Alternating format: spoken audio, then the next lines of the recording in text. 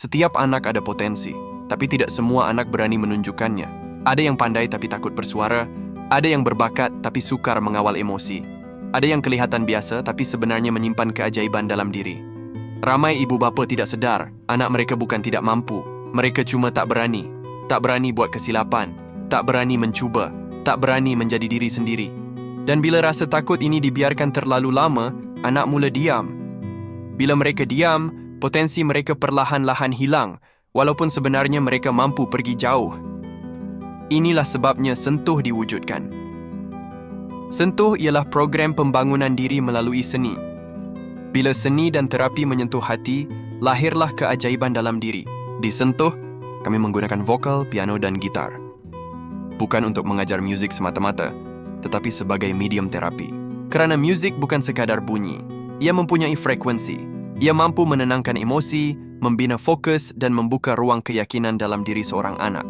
Di sini, kami tidak bermula dengan teknik, kami tidak bermula dengan tekanan. Kami bermula dengan memahami perasaan anak.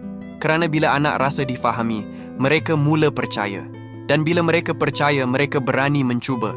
Sentuh bukan kelas muzik biasa. Kami tidak mengajar hafalan. Kami tidak terikat pada buku semata-mata. Kami membina keberanian melalui pergerakan, keyakinan melalui ekspresi, dan kestabilan emosi melalui pengalaman seni. Hasilnya anak yang dulu pendiam mula berani ke hadapan. Anak yang sukar mengawal emosi mula lebih tenang dan fokus. Anak yang takut gagal mula menikmati proses pembelajaran. Sentuh bukan tentang melahirkan penyanyi atau pemuzik semata-mata.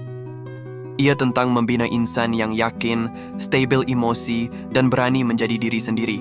Kerana muzik bukan sekadar muzik, ia adalah bahasa jiwa. Inilah Sentuh.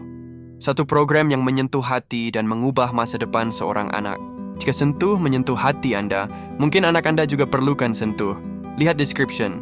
Kami akan bantu anda dengan langkah seterusnya di sana.